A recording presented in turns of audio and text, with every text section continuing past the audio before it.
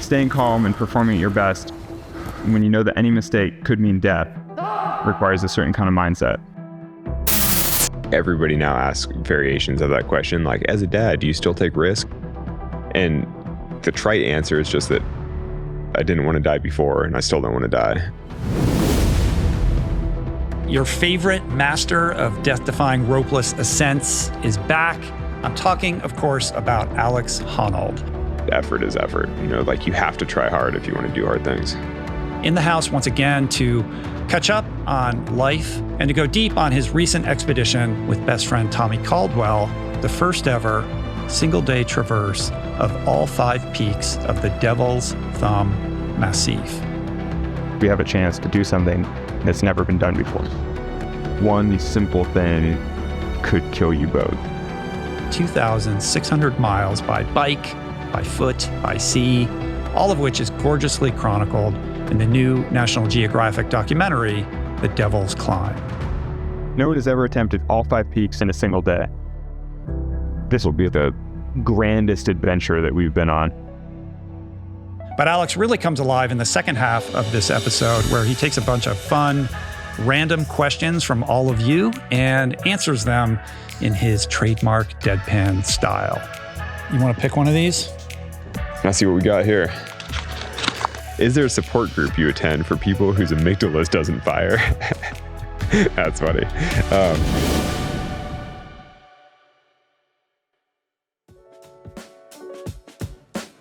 Today's episode is brought to you by the awesome organizations that make this show possible.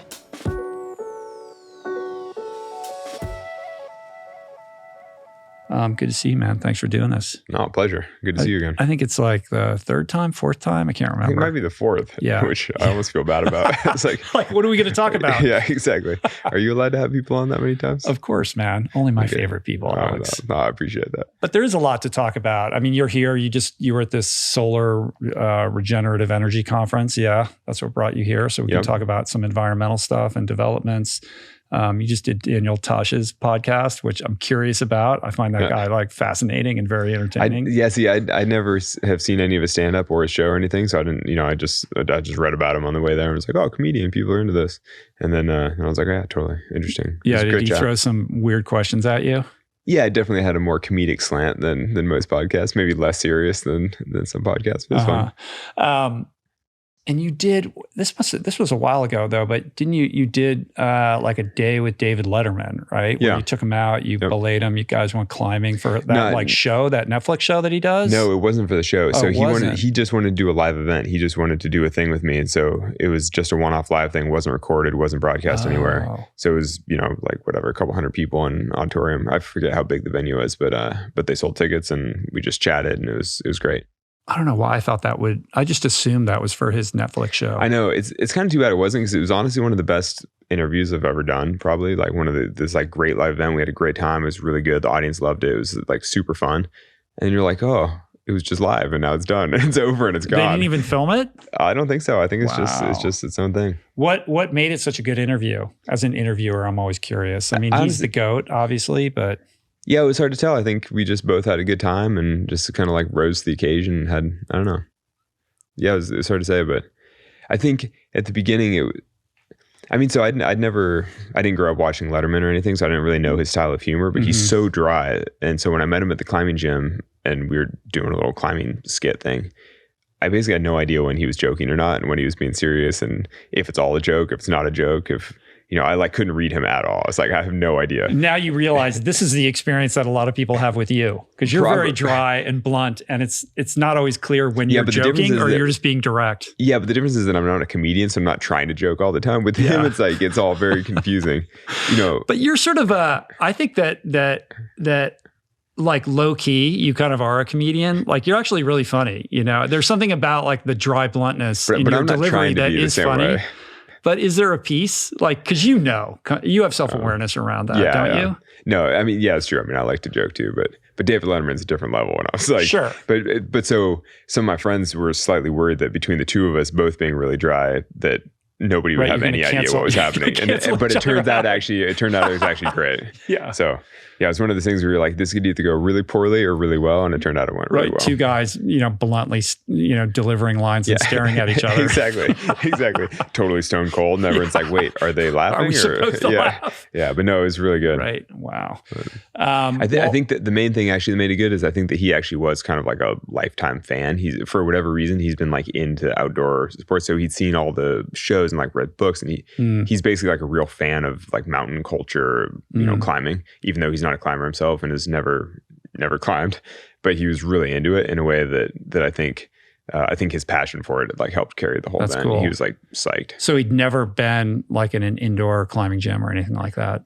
I don't think so. I don't think before the little skit that we did. Oh no, I think he'd maybe gone climbing with Lynn Hill on his show, like one of the world's greatest climbers 30 years ago or something on his television show, back in the day, maybe 20 something years ago. Right. But so I think he'd maybe done one climbing skit before his TV show, but he's not a climber by any means. One of the curious and kind of weird aspects of your life is that these adventures that you go on, they get documented, and these feats, these accomplishments of yours, then put you in this position to have all these other types of under the radar adventures where you get to go and meet all these like interesting people and kind of immerse yourself in bizarre subcultures where they kind of pay you to go climbing, and you get to meet all kinds of people. Yeah, no, it definitely makes the rest of life a big adventure also, where you're like, I'm flying where to do what? You're like, crazy. That's fun. That's cool. It's different. Keeps things fresh. How often are you going on those types of adventures these days? I mean, not that much. This pays the bills. I mean, this is how you can get a house for your mom and all that kind of stuff. It's just part of the job. Yeah, that's part of it. But actually, I do kind of block my work travel. So like this summer, I was supposed to be in Europe for 2 months with my wife just climbing. It turns out she got kind of sick, and so we stayed at home. But so I had 2 months with like no work travel, no anything. We were just at home, and I was climbing full time and taking care of kids and my wife and dealing. But I was like, God, this is awesome. 2 months of just living as I'd like. But now as a result, I'm doing a month of pretty heavy work travel, just because, I sort of block things. But then later in the fall, I'll go to Yosemite for a month or maybe 5 weeks of just sort of uninterrupted, my time for climbing. Get back to the roots of who you are. Yeah. How is it working? So you have 2 kids now. Your youngest is like 7 months, right? Yeah. Two and a half year old. I mean, you're full blown, domestic dad, dad life. And I'm sure people ask you this all the time, but I have to ask, how has that kind of changed your perspective or your relationship with risk and how you're making choices around the adventures that you go on? Like, has it informed that in any way? Because I think it's a curious thing. Like, oh, well, now I have to think about all these other people when I used to just have to think about myself. But fundamentally, it's like, this is who you are. And in order for you to like feel fulfilled, this is just what you need to do. So basically everybody now asks variations of that question. Like, as a dad, do you still take risk? And I've been asked this like twice in the last couple of days. Yeah. And now my answer is kind of like the trite answer is just that I didn't want to die before and I still don't want to die. And so it hasn't really changed that much. You still try to make good decisions and just make sure you don't have an accident. The longer answer is that it's definitely changed the way that I spend my time, because now I just spend so much more time at home. I spend so much more time parenting and, and so as a result, I choose different goals for myself. I set different athletic goals. I'm like training in different ways. I'm doing different things. I'm just at home more. And so I'm definitely taking less risk because I'm just like not trying to do those kinds of things right now. And I don't think it's necessarily because I have a lower tolerance for risk. I think it's just, it's like seasonal. You're just kind of like, this is the season to be at home and to deal. Has it changed how you select which adventures you want to go on though?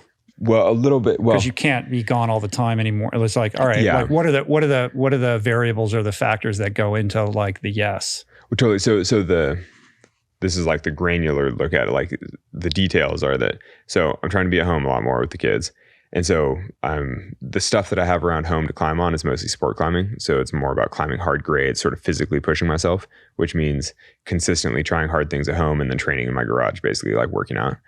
And so none of those require any risk taking of any kind. Yeah. And so it's not so much that I have less of an appetite for risk, but it's just that if I'm setting goals for myself for like, this fall, I want to do this hard route and I'm going to train for it in these ways.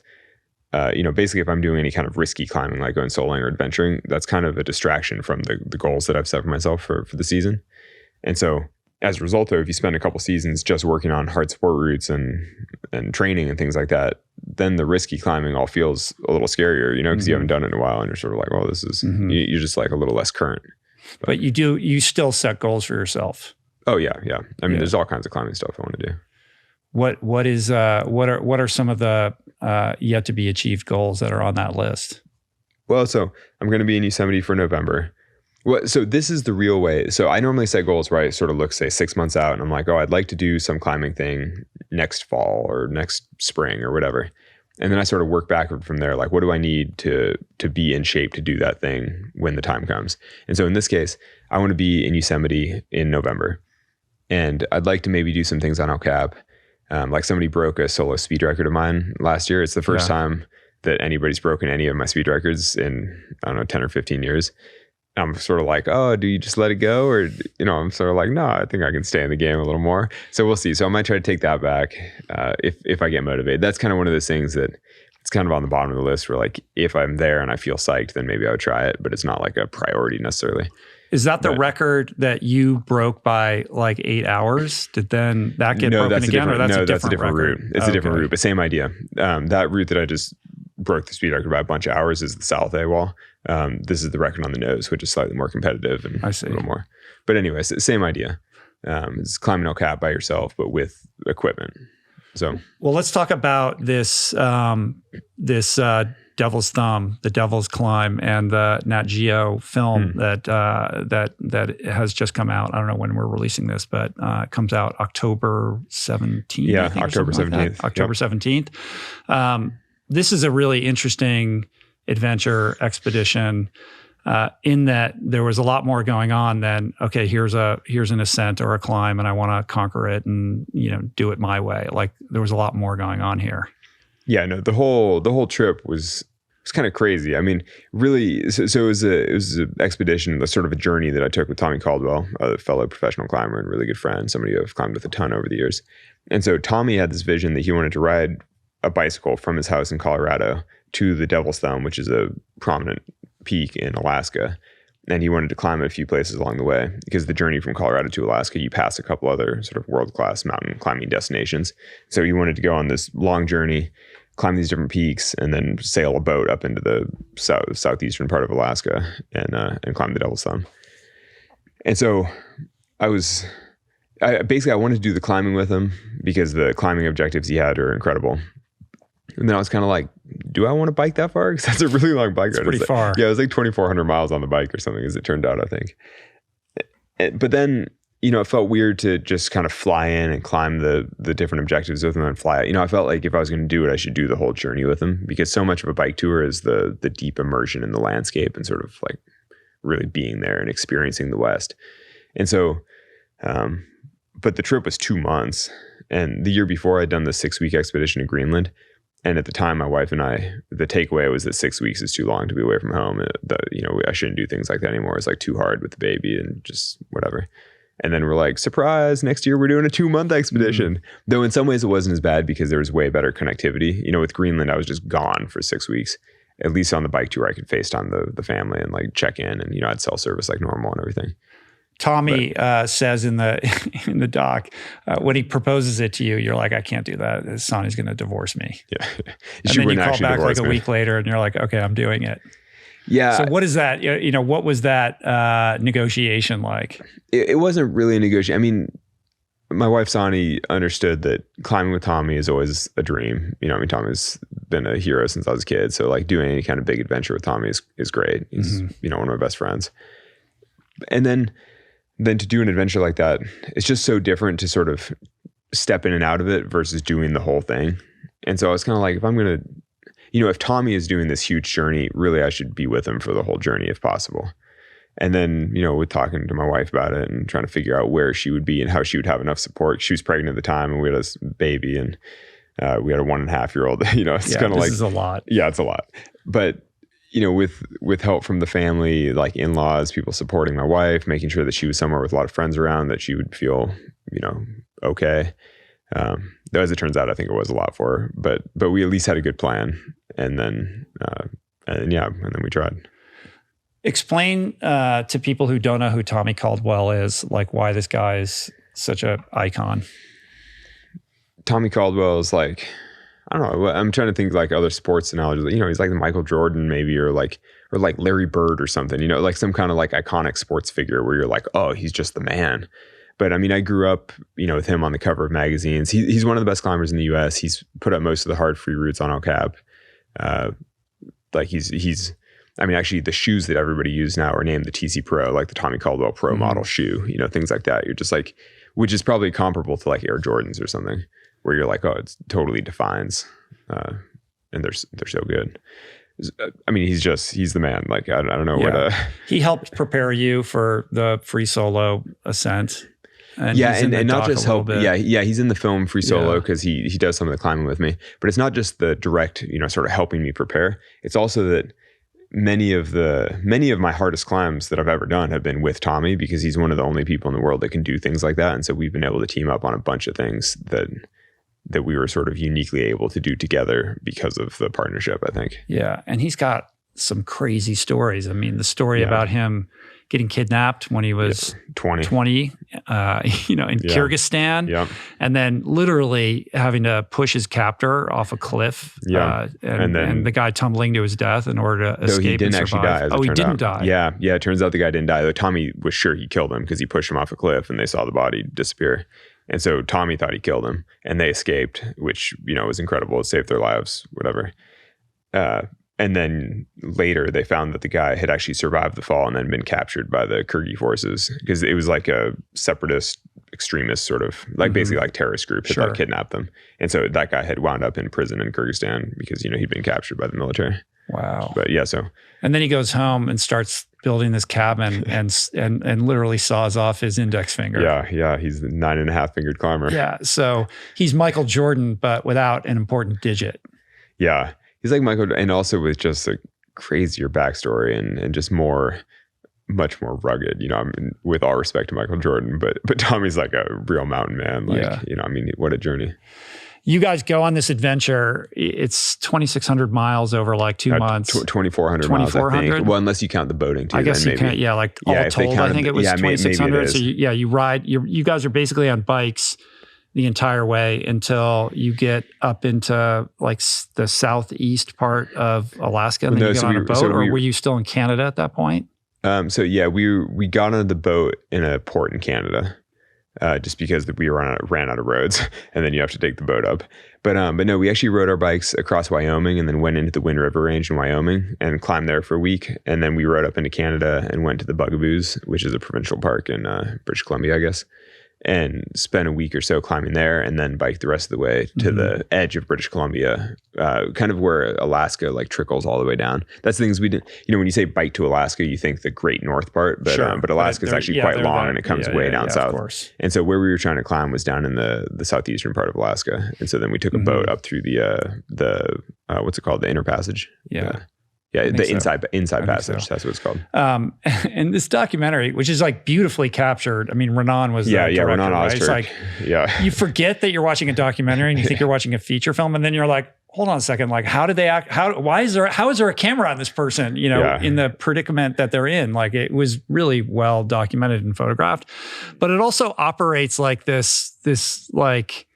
It's like a road movie. It's like a buddy cop movie. It's sort of like Thelma and Louise meets like 48 Hours, but there's also like a Heart of Darkness. It's sort of like you guys are going up the river to like with this looming threat in the background that has the word devil in it. It's like there's like an epicness to all of that, but it's also like there's a lightheartedness. Like it's as much about your relationship with Tommy as it is about this thing that you're going to do together. And I think the biggest, like the most meaningful part of it for me was, this bond that you have with Tommy and the fulfillment that you got out of like supporting him. Like this was much less about you and like, doing this thing that no one had ever done before, and much more about like wanting to, bring Tommy back after an injury and making sure that, he had this successful experience. Yeah, that's maybe the key part that people listening wouldn't have known yet is that, the part of the whole reason for this trip was because Tommy had ruptured his Achilles in a climbing fall the year before, or a year and a half before, and then had this really grueling and sort of sad recovery process where he re-ruptured it 2 more times. And so it basically took a year and a half. His Achilles, by the end, they just like took a cadaver part and like bolted it in, and so now his Achilles is like this indestructible bionic like cadaver thing.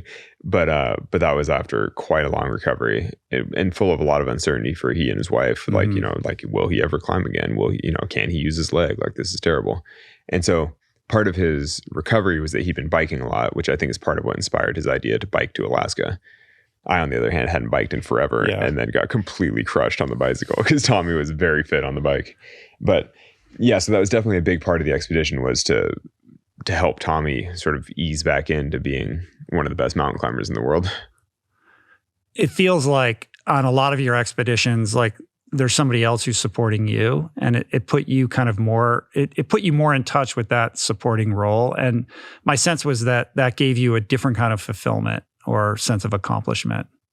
Yeah. I haven't really thought about it in that way, but that is kind of true. I mean, it's kind of like when you crew somebody on a race, and it's like, it's not your race, but it's still great to see your friends succeed and you're still part of something that you're proud of. And though in this case, it was like a really hard crewing, it was like you were crewing it, but you were like in it too. I wasn't really sort of crewing competing it, also. But it's a similar sentiment, where you're like, oh, I'm seeing my friends succeed and this is awesome.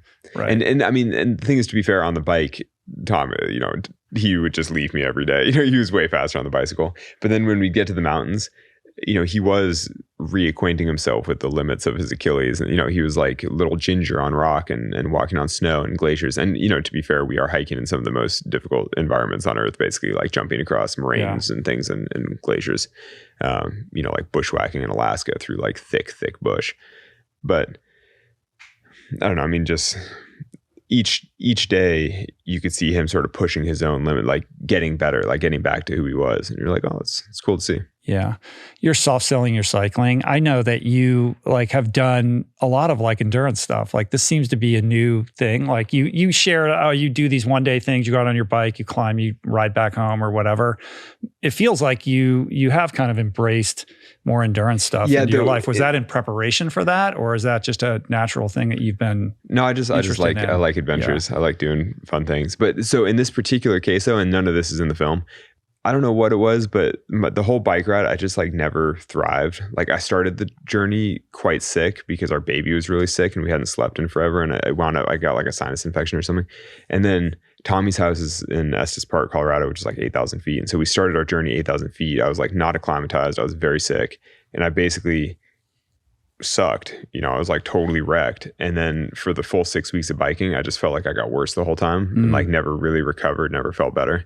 And so at the end of the 2-month expedition, I came out of it not feeling like peak fitness. I came out of it feeling like totally destroyed, like in a bad way. Normally when you do that much exercise, you're like, oh, you kind of get into it. You get, in this case, you're tired and then you kind of rebound and then you get stronger and stronger. I felt like I had no rebound the whole trip. And so even when we got to the Inside Passage in Alaska and we were sailing for a week, I got off the boat a week later and it was like the rest week had like bounced right off. Like nothing had happened. I was like, I completely suck. And so I don't know why. It's like one of the first trips where I completely failed to thrive like that. And I was like athletically, I was just like, I suck and I don't know why. And I just like couldn't, I don't know. I think I needed like a month there's always those experiences, I mean, I think that still like, it seems like you've had good experiences with endurance. Like I'm curious around how that informs your climbing or, as you kind of lean into doing like longer runs and rides, if there's some learnings that you've gotten from that have informed or helped you in how you approach like the mountain expeditions. Well, I think a lot of the long runs and rides, I mean, are basically the exact same feeling as the mountain expeditions. It's like you're just grinding in a low gear all day, whether that's hiking uphill or like bushwhacking through the dense temperate rainforest in Alaska or pedaling the bike. It's like basically the same sensation of just slowly pushing your body for, 12 hours a day or something. I don't know. I mean, Though in general, all of those pursuits do not help your rock climbing. Rock climbing is never helped by any kind of long, slow aerobic output like that. It's just too different. But I would imagine it helps keep you connected with just how to like be in a low level of discomfort for a long period of time without really being at risk. That's the thing I think I get from big cardio efforts, like hiking uphill quickly for several hours or something, is it just reminds you to try hard, that it's always uncomfortable. And rock climbing is definitely the same way, that when you're trying to do hard climbs, it's uncomfortable. Your body hurts. You're just like, Yeah. And so it just kind of reminds you that effort is effort, like you have to try hard if you want to do hard things. What is a typical training day for you look like at home? I mean, I know you've got this climbing gym at your house. Like there's a great video where you kind of show everybody all your shit. I'm not trying to show too much stuff, but so this summer I was on a really nice routine where for 5 or 6 weeks, because I was at home, we put our older daughter in daycare for the first time. I was like, oh my God, we have time. I had more time to climb. It was incredible. But so I was in a routine. I was climbing outside 3 days a week. 2 days of hard sport climbing, 1 day of sort of adventure climbing, or what I was calling like esoterica, where I would go climb like random routes that people don't do, or check out new walls. And it's like, so not quite max effort, but more interesting and fun. And then I was doing 1 day of training in the gym, and then I was doing 1 day of outdoor adventure, like a day of soloing or mountain climbing or like something cool, just to like keep the spirits high. And then 2 days a week of like rest / work stuff / family, whatever. And is there like a group of climbing fanatics in Vegas that you go and do stuff with, or are you doing this kind of by yourself? No, I do like mountain adventures by myself normally. That's part of the point, is just to hike by myself in the mountains, have a nice time. But no, there's a really good community of climbers. And so like for training in my home gym, I have a WhatsApp thread of everybody in town who's better than me, basically, like better than me at that kind of board training indoors. And so I like to train with people who are stronger than me. Is there like a big climbing gym in Vegas where everyone hangs out? No, there isn't really a great commercial facility, which is part of the reason that I built like a nice home gym for myself, because, and especially now with kids, and I just didn't quite have the time to drive into town to go to a mediocre. Yeah. So, I mean, with respect to the gyms in Vegas, but they're just not they're not that nice of facilities. Right. I am a total gearhead, and I've learned that people often overlook apparel. But what you wear isn't just clothes. It is, without a doubt, technology that can make or break a performance. And I can tell you that On is innovating in this space like no other, with next-gen premium fabrics and just this heightened level of sophistication and intentionality previously unheard of that puts them just miles beyond the competition.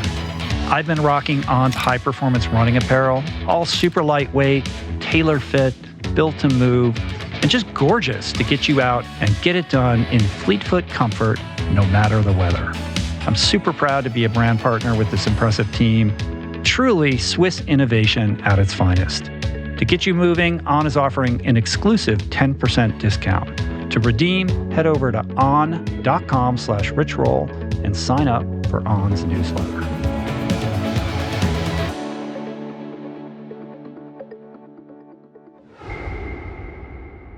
The most meaningful part of the documentary was kind of this line or this little monologue that you deliver at the end, which I wanted to share. I mean, not to kind of spoil it for people, but let's hear the ending right now. I mean, it's not really like a plot point. Yeah. But you say kind of as the documentary is closing, the real power of an expedition is that you condense years of life into a single month or two. But at the same time, I think I'm maturing my spirit and the relationships in my life and the friends that I keep. When I was younger, it's so glamorous to be dark and moody and conflicted. But now I think I'm kind of getting it. I want to ask you what that means. Why not do the same hard things, but be happy while you're doing them? Like, why not?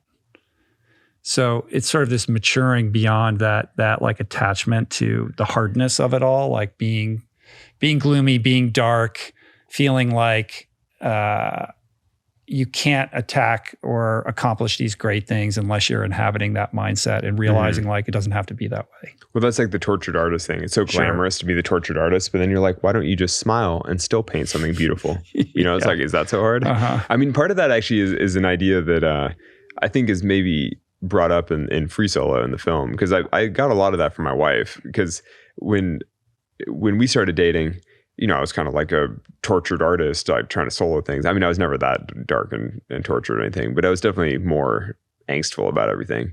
And she was just kind of like, why? Like, do you need to be angstful about it? Like, you can still do all these hard things, but why not just, have a good time and like have stable relationships and like enjoy the company of your friends and like basically be happy while doing all these things. I think when you're young, you think that angst is part of like what's fueling you. If you're not angsty, then you're not paying enough attention to the details, or you're not like being intense enough about the whole thing. Yeah, well, I think that's part of it. It's like you can still train hard, do the work, do everything, but not necessarily be intense about it in that way. And I think that's kind of what I'm settling into. Yeah, you're not like a guy who has some kind of hidden darkness. Like, I don't get that energy from you. Like, there's not like some like. Did you ever I think know, there's distance. There's like emotional distance. Like, this is your Mount Everest. You know what I mean? Like, I know you're working on it, but I think maybe that gets mistaken for darkness. Did you ever know Dean Potter? No. You know who he was? I know who he was. He's like a professional primer. Yeah. So people in the community sort of called him the Dark Wizard, because he was a very broody, very emotional, like twisted artist, like deeply. And actually, I think some folks are making a full HBO documentary thing about him, because his life is incredible. And he was a visionary climber, did all these incredible things. But a lot of people, myself included, called him the Dark Wizard, because you're like, oh, he's pretty scary, and I always consider myself the White Wizard. I mean, it's kind of Lord of the Rings references and stuff, but I was like, oh, I'm doing the same things as Dean. I was sort of following in his footsteps to some extent, but with none of the broody darkness. I obviously have a little bit of my own, but just like totally different order of magnitude than what he was doing. I was kind of like, oh, why not be the White Wizard? Like do the same things, but be happy. It's less about darkness, and it's more about what Tommy says when he's interviewing. They're like, what are you concerned about? What are you worried about going into this thing? And he's like, well, I'm a little concerned about like Alex's lack of empathy. Like, he's sort of saying it with a twinkle, you know what I mean? But like, this is the thing that always comes up with you, right? People ask you about this all the time. Though, as it turned out on that trip, really, but then you become this really empathetic person. Like, you're really like there for him. I mean, so this is your growth. This is your growth curve. Well, right? Part of this is having kids and stuff too, I think. Yeah. I mean, I'm like literally taking care of people all the time now. It's like, I think I would expect that I'll become quite a bit more nurturing and supportive, and at least I hope so. For my daughter's sake, I hope so. But he does say that you're grumpy when you're not climbing. Like, so so much of this adventure was just preface to get to the actual place where you get to do the thing, right? And you get moody in the lead up. Was not just that. Well, so before the trip, I was kind of like, Tommy, well, and this is a whole different thing that we could get into. But so Tommy wanted to do this trip partially because of the environmental impact. Like, he wanted to try sort of the self-supported, like mostly human powered. I mean, as it turns out, because we filmed it, it's not really human powered, and there are people filming, but it's like a roughly human powered adventure, and the Devil's Thumb is in Tongass National Forest, which is the largest temperate rainforest in the world. It's like this giant rainforest in Alaska, but with pine trees and things, and grizzly bears and salmon, and it's totally amazing landscape, which still has some old growth forest, but has been heavily logged. And so there's a lot of, policy things around forest management anyway. And so Tommy's main sponsor, Patagonia, has put a ton of effort into trying to protect the Tongass and raise awareness about that kind of stuff. And so Tommy's really interested in that. And so he wanted to do this human-powered adventure to this really important biodiverse ecosystem, and then have a climbing adventure there. And so part of the, the whole journey that he crafted was this idea of, this like deep immersion in the landscape, like see the American West, tour this important forest, do some climbing along the way. And I was like, I hear that, I get that. But I was like, why don't we drive? I was like, we're climbers, like, why don't we just drive to these climbing areas along the way and then have more time for climbing? And so, a lot of this wound up not making the cut in the film, just because the film wound up much stronger, being sort of a buddy movie with the two of us and focusing on our relationship. But in a different world, they definitely could have made an environmentally focused film, because, we biked across the entire American West, and we were interacting with these landscapes in a way that you just don't normally experience when you're driving, or certainly when you're flying past them. And so, I don't know. I mean, I think both of us were trying to like have a nature experience, but my takeaway from the bike ride was just that the whole landscape has all been pillaged by man. Like it was crazy. Like the amount of environmental degradation, just the amount of like loss that you see along the way, and just how scrappy the towns were. And so you're going through all these little communities and you're like, nobody is thriving. You know, like the landscape isn't thriving. The people here aren't thriving. The communities aren't thriving. Like nothing about this is working. And so I found the whole journey like kind of depressing in a lot of ways. I mean, besides the buddy aspect where you're like, oh, we're having this great adventure. This is cool. But when you really looked around, you're like, this is deeply sad. You know, and then same with the Inside Passage in Alaska, where you're like, oh, all these communities have depleted their fishing stock. The economies have collapsed. And now they're being exploited by cruise ships, basically. And everything about it, you're like, nobody is doing well as a result of this.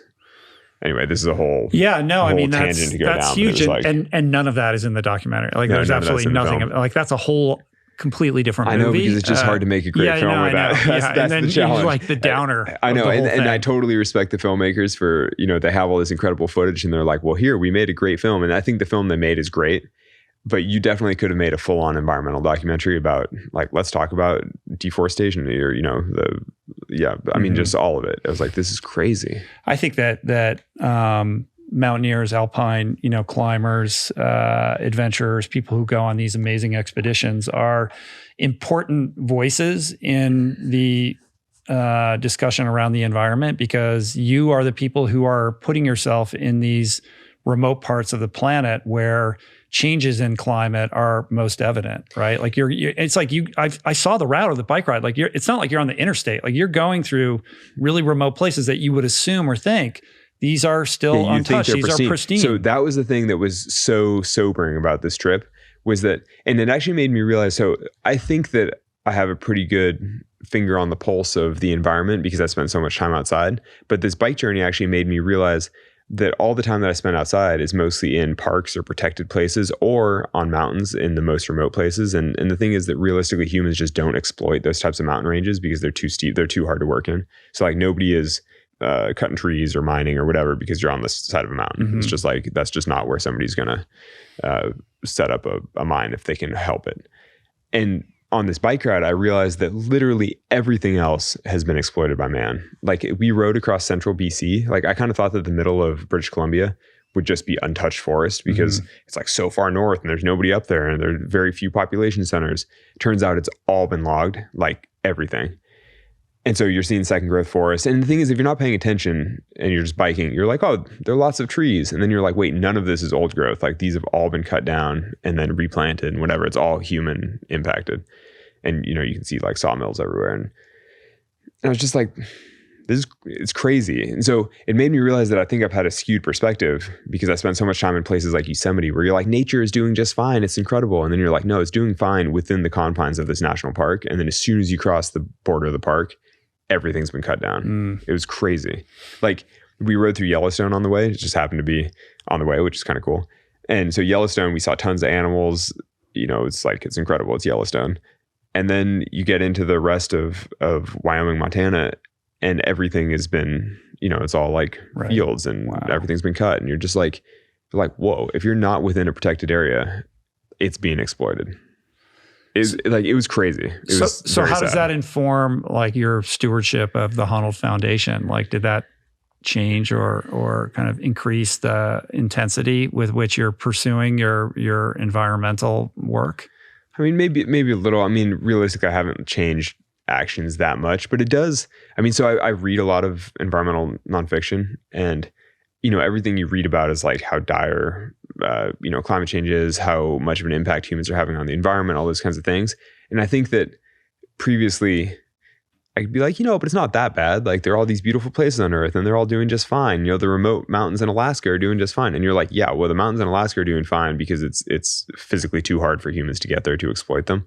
But anything that's easy to get to is being exploited.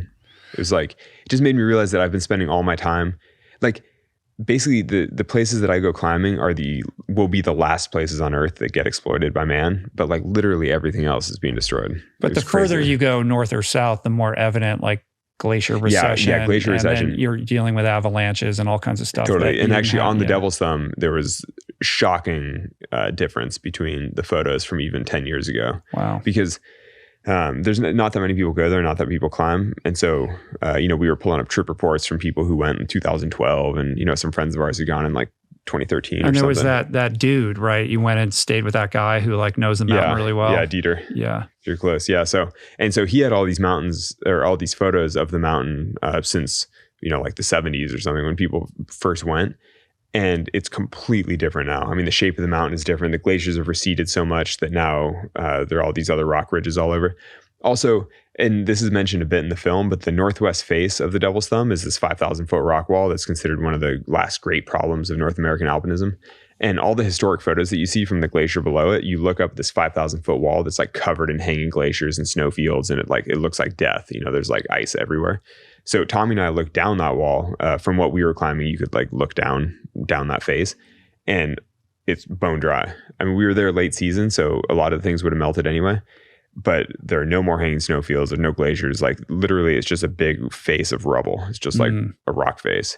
We're like now it doesn't even look like a last great challenge of alpinism. And actually, I mean, I don't know if any real cutting edge alpinists listen to this podcast, but I was like, if I was a younger man that was like hungrier to make a name for myself, I would definitely go and solo a new route up that face, because I was like, this looks downright easy now. Right. The right person could just do this. None of those threats are there anymore. Yeah. Now it's a threat of rockfall. And like, I mean, it still would be a sort of dangerous face, but it's totally different than it used to be. And I was like, this looks like easy. I was like, I think I could just do this like casually. Well, someone's going to hear this in like a light bulb moment. Or at least it would be really easy to do the first 4,000 feet. And then there's kind of this head wall. And if that seemed too extreme, then you would traverse off the sides and just escape or something.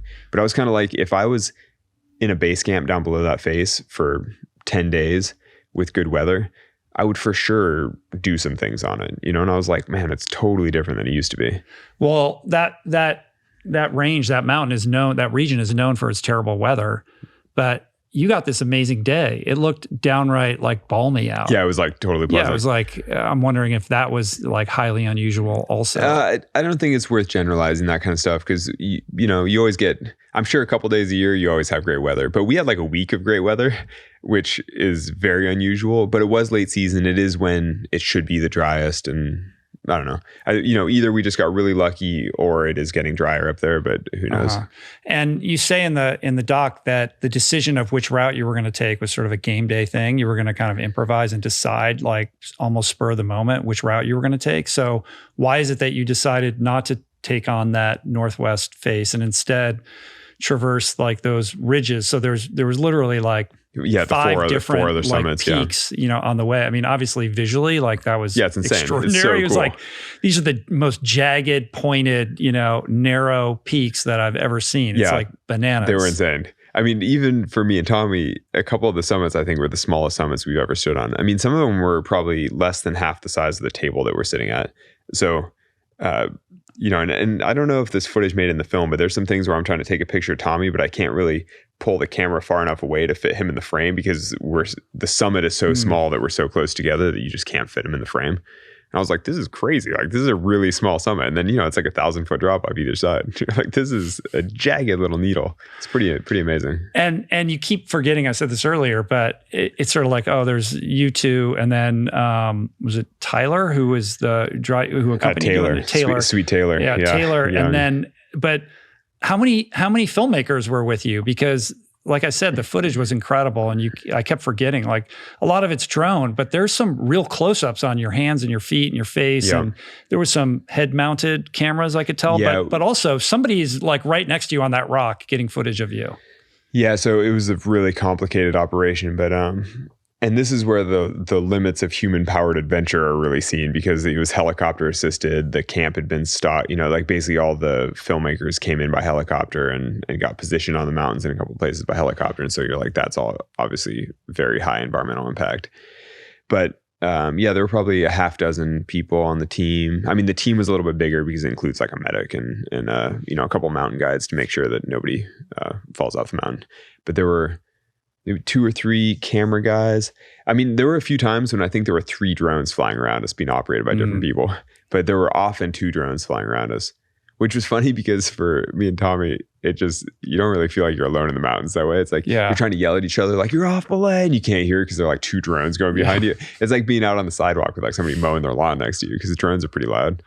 You're just like, oh, it really takes away from the beauty. Though you're out there all day, so you still have plenty of beautiful experiences. But it was a lot of drone work. Yeah, it's they were flying drones from like so far away. It was crazy. They must have had amazing long lenses on them, though. Because the drones were like coming super close, but they were flying them like a couple miles. Oh wow! Flying them from other mountains, and then they would sort of circle around the spires for the 20 or 30 minutes of battery life, and then flying back to a couple miles away. And they got pretty close to you. Yeah, really close. These must have been like bigger. These are not like little DJIs. No, these are straight. Really? Yeah, DJI, straight up like Mavic, whatever. The Inspire, I think, is the big one. But no, Renan really pushes the limits of what you can do with drones. Yeah, it was pretty cool. Like Renan Ozturk, who directed and filmed a lot of this, he's like kind of next level with all his drones, but he would send them up and send them on like a hyperlapse or something. Like his drone would just like fly to the sunset and back while shooting like a beautiful night thing. And then he would be holding an actual camera interviewing one of us. And then we'd like hear beeping, and the drone would basically auto land when the battery died. So he's Renan literally would like doing drone work. Yeah, he would completely multiple cameras. Yeah, he would forget that the drone is even gone. The drone's like off getting footage, and he'd be like making a movie with his camera. And then the drone would come back, and you're looking at him, he's holding the camera, and you see a drone landing behind him, and you're like, Renan, do you need to do something? Like, should you catch that or like help that thing land? And he's like, oh yeah, the drone, and he'll like bring it in. You're like, geez, he had like, I think they had like 20 drones with him. Wow. Like for crashing and for battery, like just whatever. And you're an executive producer on this project, yeah? I mean, whatever that means. Yeah, whatever. But I guess why I raise that is, you've done a number of these projects, right? Like you're kind of like a filmmaker. Like you're part of this melding of adventure and filmmaking, but you're kind of part of this corner of the entertainment industry, like making these films. Like you're like a media figure as much as you are like an adventure athlete or explorer. So I've never aspired to be any of that, but I think you're probably is how you spend most of your time. Well, not most, but like one big expedition a year or something like that. But it is probably true that at this point, I bet I could finagle a budget, put together the team, make a film like this. Like I probably could executive produce something like this. And not that I'm doing a ton of work on these projects necessarily, but there is a lot of wrangling, getting the right parts together, making sure it's the right team and everybody knows what to do. I don't know. Do you think there's ever going to be another documentary, in this vein that makes it to the Oscars? I doubt it. But you never know, honestly, because climbing is like so much more of a thing. It could just be some totally different kind of documentary. Maybe. I don't know. I mean, sports documentaries are always so compelling. Sure, but I think it's the story, right? Like we've seen all these epic documentaries of climbing, and you see these death-defying things. But I think it's the story that makes the difference. But there are a lot of good stories in climbing, though. I mean, I wouldn't be shocked if someday something like that, or if like a swimming documentary won an Oscar, I'd be like, wouldn't be shocked. Like it could happen. Yeah. What's going on with the Honnold Foundation? What are the projects that you're excited about and working on right now? Well, we've got projects all over the world that we're just, I don't know. I mean, it's basically just steadily ramping into a full-on organization. I mean, the last couple of years, we've given over $2 million a year in grants. And so projects all over the world. And, in a good way, it's sort of exceeded my capacity to know what any of the projects are at any given time. Obviously, as a board member, I'm still voting on the slate of new projects each year. But realistically, the team vets things so well that you're just like, if the team thinks it's a good idea, it's a good idea. Yeah. So you have sort of an arm's length relationship. Like now that it's matured to a certain point, you don't have to be involved in the day-to-day decision making. Yeah. Well, and the decision making is better because I'm not involved in the day-to-day. It's like it's much, much better. But no, I'm still obviously fundraising with him a bunch and working with the foundation, a fair amount. Like, so each year we issue an open call for grant applications. So we get hundreds of applications from all over the world from communities in different places, maybe like 20%-ish domestic projects and then the rest global. And we get hundreds of applications and we only have the money to fund, a handful of the best ones. And so we get to be pretty selective about what are the best projects. And so it's all, community organizations using solar to benefit their community in whatever ways. And so that can be, it's different case by case. Sometimes that involves job training. Sometimes that involves, like food or processing foods or even just energy access, like lights, whatever, or just saving money or transportation, like, basically using solar energy for whatever helps their community the most. And it's just, I don't know, it's so great. It's like, there's so many like second and third order benefits for a lot of these communities. You're just like, and then that often leads to environmental benefits. You know, like if a community doesn't have to cut a road out because they now can have solar powered boats. It's like by not cutting a road, you can avoid deforestation in different ways. Like, cause that's sort of serves as a jump off point for people to mine illegally and to harvest wood illegally. And I don't know, there's a lot of things where you're like, oh, this is the way the world should be. And so I think basically the Honnold Foundation right now is supporting a lot more projects where I'm like, wow, that's cool. You know, it's like you want to support projects where you're like, why hasn't somebody done that before? That's such a good idea. Like, that's great. That's just like the way the world should be. So what are some of those specifically for people that don't know kind of the work that you do in solar? Yeah. So like I was just mentioning, like solar powered boats in the Amazon, that's like one of the more sort of fringe projects that we supported, or more in a niche. But in rural communities in Ecuadorian rivers, like the further you go upriver, the more expensive fuel is, the harder it is to transport things by boat. So solar powered boats basically save them a ton of money, prevent them from having to cut roads out to certain communities. And as a result, you know, basically helps the community, helps them save a ton of money, and helps the environment. And so projects like that, where you're just kind of like, oh, that's an interesting idea that has much more of a positive impact than you would expect from something that seems sort of simple. But then at the other end of the spectrum, we supported this project, just like a grid-tied solar project on a school for indigenous girls in Guatemala. And you're sort of like, it's really simple, just like putting solar panels on your roof here at home. It just saves you money on your utility bill. But in this case, it's a school for indigenous girls saving money on their utility bill. And you're like, that's win-win. It's like the school has that much more to put into their own programming. And you're like, it's exactly the people that you want to see getting good education in the right way. And it's, helping to decarbonize the grid. It's like good for the environment, good for people, easy, simple win. What are the barriers to getting solar like more universal with everybody? Freaking money. Yeah. I mean, that's it. Like all this stuff is just funding. And that's kind of the thing, is that we've been given $2 million a year in grants, and we have a $65 million pipeline of projects that we haven't been able to fund yet because, we just don't have the money. But that's like people applying for them. And of those, probably, half are actually really great projects, but still that's like 30 million in projects that are small scale community things around the world where you can have a real tangible impact on some community, and all they need is the money. Yeah. When you provide that to these communities that are like in the middle of nowhere, it's not just that they get electricity. There are all these like kind of downstream benefits as a result. Totally. Like it really becomes like invigorating it brings this whole community back to life. Dude, it brings people together. And so we've seen exactly that with a couple projects in the Brazilian Amazon, where by providing power to a community, they suddenly sort of stop the outflow of young people, like basically people leaving a village because they don't have access to power, they don't have access to the internet. They're basically seeking opportunity in different towns. And as soon as you bring power to some of those villages, they find that they can have the same opportunities at home, because people don't necessarily want to leave the village that they grew up in. But if they feel like there's no opportunity there, then they will. But as soon as you provide power to some of those communities, people are like, I can live in the places that I historically have. And it has a big deal on maintaining local communities. Yeah.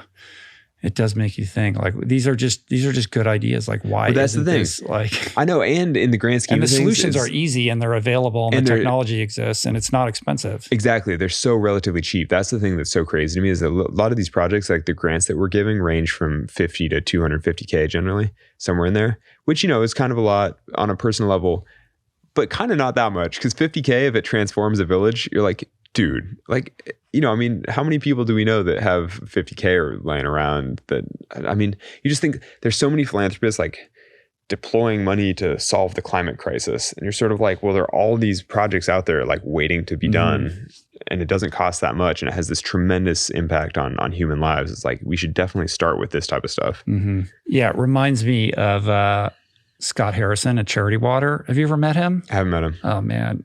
You would love this guy. Like, it's the same thing. Like, he's going into these communities that don't have clean drinking water and like building wells, and it's not that expensive, and it completely transforms the community. And, the water crisis is so massive, he can spend the rest of his life doing this, and he's made a huge dent, but like the work will never be done. Right. And so it's about like being okay with the fact that you'll never completely solve this problem, but you keep showing up for it. Well, that's kind of true for all human problems, though, that you're never going to solve them all. But the point is the effort. That's the same with athletic training and all that kind of stuff. It's like, you're never going to be the best. You're never going to like win. You might have moments of greatness. You might be able to do some things that you're proud of, But ultimately, there is no winning. It's like, it's the effort that's meaningful. It's like, it's the showing up and grinding every day. Yeah. And I think, with nonprofit stuff, it's like, it's all about trying.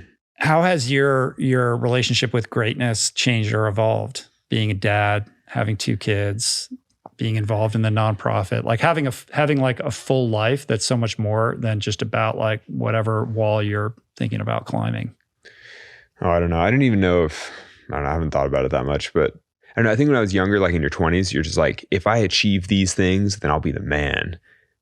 And then you do some of those things and you're like, I'm exactly the same man. You're sort of like, I don't know what I thought the man would be, but it feels strangely similar to the way I was, yesterday when I woke up or the day before or whatever, whatever. And I think even more so with family, you're just kind of like, we're literally all just struggling along, doing our best. Like, it's like when your baby wakes up in the middle of the night 4 times crying and you're just like totally haggard, just dealing. You're like, like this is a pretty universal human experience. Like everybody just has to deal and like provide for their families and stuff. And I don't know. I think it really de-emphasizes all the achievement. Right. You're just like, it's like, I love climbing. I love challenging myself as a climber and doing things that I'm proud of. But ultimately it's like, we're all just doing our best and just trying to get by. And because of all the crazy hard stuff that you've done, I would imagine that you're not a guy who like sweats the small stuff. And, when you're a parent, you've got babies and it's stressful and you're underslept and all of that. It's easy to get caught up in a bunch of nonsense that gets you spun out. But I would imagine like you don't get spun out as easily as the average human. No, I definitely, that's interesting to hear you say that because obviously we do struggle with the lack of sleep and with babies and just like the time, but I definitely don't get spun out about it. I don't really like stress the baby stuff, but I just get ground to dust because I'm so freaking tired. It's like, so I think even if you're not stressing it, it's still really hard. But I think what's going to serve you well as a parent is that like I think you have a firm grip or understanding on like what's important and what's not. As a parent with a small kid, it's like, you have aspirations and you can easily like lose your mind over stuff that actually doesn't matter at all. Yeah. Actually, so I had a thought. I was hiking with my daughter a couple of days ago. It was pretty cute. I like hike her uphill in the backpack and then she kind of staggers downhill as much as she wants. Then I carry her home and it was totally lovely. We're up on the mountains. It was nice. But I had this thought and I'm curious your take on this.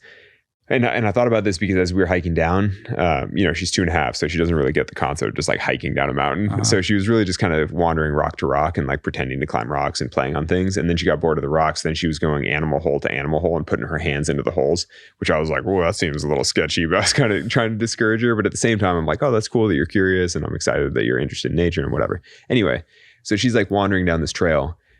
And there were times when I would get far enough ahead of her or behind her that I couldn't see her for a little bit. And I'm like, it's fine. It's a safe trail. There are people around. It's fine. But I feel incredibly comfortable in that kind of environment. And, obviously I project that on my daughter, like you do whatever you want. And I was like, I think part of parenting is to be comfortable in enough places that you don't project your own fears onto your children. Because as I was on this trail, I was like, man, this is like my home and it feels easy. But I was like, if we were at a barn, like saddling a horse, like I would feel pretty uncomfortable with that because I don't know anything about horses. And, I'm like, that's a big animal. It's kind of intimidating. But I wouldn't want to project that kind of intimidation onto my daughter because, obviously she should have a healthy respect for things that could kill her. But at the same time, I don't want her to grow up being afraid of things. Do you see what I'm getting at? It's like I feel like part of being a parent is basically being comfortable enough with the world around you that you don't make your child afraid of that world. Comfortable enough with the world around you, but also the world inside of you. Because I think, first of all, that's amazing insight. That already puts you ahead of like 99.9% of all parents. And it's something that, I'm continually reminding myself of and trying to master with, varying degrees of success. But I think the insight is we all have lived a life of certain experiences and nobody emerges from childhood without some kind of wounding or whatever. And you have all this bullshit in your mind, right? And it's like, forget about the outdoors. It's like whatever your past is, like that's what ends up getting projected onto your child because you have your own fears or whatever, however irrational they are. And unconsciously, we're doing that all the time, right? And so the young mind is kind of processing that. And and creating a map of the world based upon those signals, which most of the time aren't even verbal. It's just like your energy, right? So if you're a generally fearful person because you've been hurt in the past or you've had bad experiences, you're naturally going to project that onto your child because you want your child to be safe and you don't want them to be afraid in the way that you are. But actually that behavior is at cross purposes with that goal, right? Totally. Whereas if you could just comport yourself and refrain from projecting your own bullshit onto your kid, the kid's going to be just fine. And I think for you to be somebody who is so comfortable in nature, to take your child out and provide them this gift, which is like, it should be about adventure and not being scared. It's about being responsible, and you teach and like, here's what you need to be careful of or whatever. Don't put your whole arm down the little hole. Yeah, but like, don't be like, just irrationally afraid of things in the world. I think is instilling in that young person like a sense of capacity and agency and possibility. I think that's one of the main things that I want out of parenting is just to make sure that my daughters aren't afraid of things, or at least not afraid of things unnecessarily. Because obviously you should have a healthy fear of certain things, but I just don't want them to have like weird anxiety and neuroses and things. Yeah. It's like, just be afraid of the things that are appropriate. Yeah. Like if you're going to die, be afraid. Otherwise, like keep it chill. But here's the thing. We also all kind of parent in opposition to the way we were parented in terms of like needs we feel like weren't met, right? And we tend to kind of overcompensate in the other direction. And we also have all these grand plans and designs. Like, I'm going to raise my kid this way, and this is what's going to happen, and then this is going to happen, and then this is going to happen. But it doesn't work out that way. Well, like they're going to be who they're going to be. That's exactly, and like if the universe has a say, maybe they're going to hate mountaineering, and they're going to want nothing to do with the outdoors, and they're going to want to play video games all day, and they're going to tell you to fuck off. Yeah, but I kind of love video games too. In a different universe, I could have been a gamer. You have like an issue with will be the thing that they'll like gravitate towards.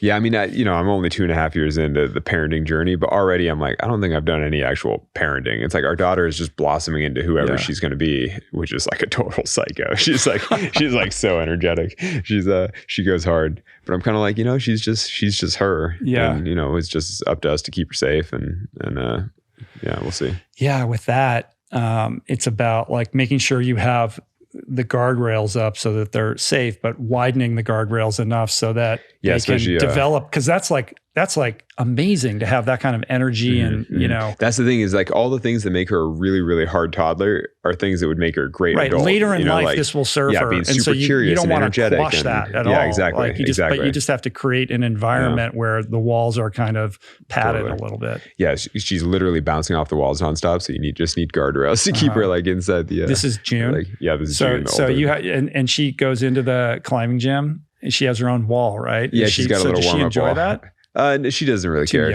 She like walks over, she'll climb stuff, she'll drop off. She's just as interested. She loves brushing the holds. Climbers use like brushes, like looks like a toothbrush to brush the chalk off holds. So she loves like brushing holds and chalking her hands and doing all the things. But no, she doesn't like climb yet. Yeah. But I mean, she's 2.5. I mean, she walks. I mean, she runs around, does stuff, but she's still like learning the world. Right. Over the last decade of hosting this podcast, my mission has been to engage in what I consider to be critically important conversations about the things that matter most in life. While I'm immensely grateful for the growth of this show, I've also come to realize that my voice alone is not enough. This mission cannot be a solitary endeavor. So I wanted to find a way to help amplify other meaningful voices. And the result is Voicing Change Media, this beautiful consortium of thinkers, storytellers, artists, and visionaries, all committed to fostering meaningful exchanges, intentionally curated for those committed to the path of self-discovery. Together, we're creating a space of growth, a space of understanding, where every exchange has the potential to enrich our lives and catalyze profound personal and planetary change. Visit voicingchange.media to learn more and subscribe. I took questions from the audience and I wrote them down on these cards, and I thought we could just do a little bit of a grab bag and see what comes up. And if you don't want to answer it, we'll move on to the next one. Or if we already talked about it, we can move on as well. Do I just grab them out of here? Yeah. Yeah, maybe we just dump them out and mix them up. You want to pick one of these? Oh yeah, okay. So we just pull out I don't know. Let's see what we got here. This one says, When are you going to run 100-miler? That's an easy one. Never. Next. Yeah. No, and very intentionally, because I think that to run the mileage required to not injure myself running a 100-miler would be prohibitive for rock climbing. Right. Like I can run a 50K kind of off the couch-ish, with a little bit of running and having a good time, and I can enjoy myself and not be injured. And I'm kind of like, running 50K is good enough. It's like that is totally fine. So we're not going to see you towing the line at Leadville anytime soon. No, I can imagine doing a 50-miler because I've done some 50-mile hikes or like 47-mile hikes and things like that, like day adventures. And actually, I think this weekend I might try to do like a 45-mile day adventure hike thing. Would you do it in a race context though, or you just want to go out and do it on your own? This one I'm just going to do on my own. It involves going from Red Rock to the summit of the mountain. It's just like an elemental challenge where you're like from the low to the high, and it'll be cool. And then sadly, from the high point, it's 8 miles back to get to the trailhead. So then you're like, it kind of makes it a long. Have you seen this enthusiasm around rucking that sort of has suddenly appeared? Yeah. You must think like, well, I'm built for that. I could go like all day with that. Well, yeah, I can, but I'm also like, I think it's stupid. Like, if you don't have to carry weight, don't carry weight. I don't know. Because as somebody who does enough stuff where you have to carry a heavy backpack, I'm kind of like, if I don't have to carry the heavy backpack, I'm just not carrying extra weight. Like, it's crazy to me. I saw this guy on the trail, actually. I was hiking with June a couple days ago, and this guy went by with this full-on weight vest. I had to be like 25-pound weight vest, walking his dog. And I was just like, you're literally just carrying little balls of lead up the mountain and back. That's psycho. Do you know this guy, Michael Easter? He lives in Vegas. Yeah, he's the big ruck guy. I just got his contact info. I met a mutual friend of his who was like, "You guys should connect because you're both in Vegas." And I was on his mailing list for a bit. I was like reading his whatever, his content. I think I read his book maybe. And yeah, I think I'm totally into most of what he writes, but I'm like, rucking, I don't really get it. But if somebody doesn't exercise in other ways, it's probably better to do that than nothing. But I'm kind of like, why not take off the pack? It's more of an older guy longevity thing, right? When why not run or like run gently, or I don't know. Or if nothing else, like just hike with a day bag with a lot of water, drink your water, and then trot down with no weight. It's like or dump your water. But I'm like, why go downhill with weight on if you don't have to? All right, next question. Yeah, okay, sorry. 100-miler, not for me. We'll cut that up into an amazing reel. It'll be very controversial. Yeah, perfect. Favorite band or song? Tool.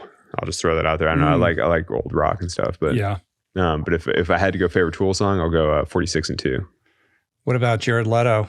30 Seconds to Mars. He's your guy. Well, he's a friend, and I like the music, but not as much. But I have listened to that music, my whole life also. Good climber?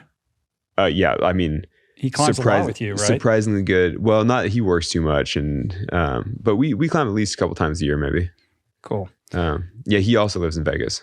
So. Oh, I didn't know that. Yeah, he moved out of LA. Didn't he live like in some airplane hangar up in Laurel Canyon? No, he lived in an Air Force base. Yeah, it's crazy. But it was also the his office for his company, like his business and stuff. Like studio space and whatever, it's like a whole compound. Right. But now he lives like in a house in Vegas. But I think it's because he travels literally nonstop for work. So he was kind of like, why pay California income tax if you're literally never there anyway? So you just... And then he gets to go climbing with you. Yeah, exactly. Okay, next question. It's true that you still use the same water bottle you've had for like forever. Yeah. I mean, basically. My general path is that I use a water bottle until it gets too scuzzy, and then it turns into a pee bottle. And then when that gets too scuzzy, it eventually gets recycled. But it's like a 6-month life cycle. It has life stages. Yeah. It goes from water bottle to pee bottle. To eventually turns into my synthetic jacket. You recycle it and it gets shredded. So how many years have you had your current water bottle? Oh, well, I don't know. I'd say it lasts like 6 months if you're lucky, because your bottles just get smushed or they get broken. But I'm using like a 2-liter like apple juice bottle, just like a random trash bottle. What is the least sustainable thing that you do, or least sustainable habit in your life aside from air travel? Yeah, I was like, that's the easy. Well, that's air travel is like the thing. I mean, the amount that I fly dwarfs everything else that I do in my life. So, what would be second? Second, I maybe diet stuff. Maybe I don't know. I mean, I'm mostly vegetarian, but then occasionally I'll just eat whatever is available and eat meat from time to time. I mean. I had pizza the other day, and I was like, oh, it's really tasty. But maybe I don't know what else. I mean, I drive an electric car. I have solar in the house. Like I basically don't buy things ever because sponsors just send me the stuff I'm supposed to use and I use it forever. I don't know what other obvious. Do you ever wear a shirt that doesn't say the North Face on it? No. Basically, unless somebody wants to pay me more to wear other free clothes, then I'm like, no. Like, why would I? Kind of like it's crazy. All right, next question. Yeah. Plus, it's so soft and comfortable.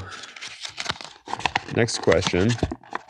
What is your most underrated, overlooked superpower? Underrated or overlooked superpower. I don't know. Do I have any superpowers? I think you have a few. Underrated? I think you have a few. Well, there's the not underrated superpower, which is just your ability to climb and your relationship with fear. I would say your skill as a comedian is underrated, as I mentioned earlier. I don't think that's skill as a comedian. I think that's just. But no, I think a totally unknown skill. I really like crosswording, and I'm not quite good in the grand scheme of things, but I can consistently do the New York Times crossword puzzle. Little known fact. I would not have known that. I do it every day. Yeah. When it loads. Well, that's good. That is an overlooked superpower. Doesn't it get harder during the week? Like Monday's the easiest, and then it progressively gets harder. Basically. And you can do it all the way through. I can do them all. Yeah. Wow. Not always, and occasionally some are tricky. And actually, one of my big compromises now as a parent is that if I finish the puzzle, and when you're doing it on the app, if you finish it, but you have an error somewhere, it's like you're not done.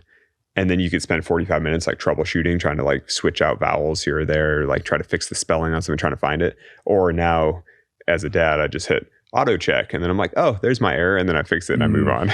And it breaks your streak or whatever, and it doesn't count as like sending.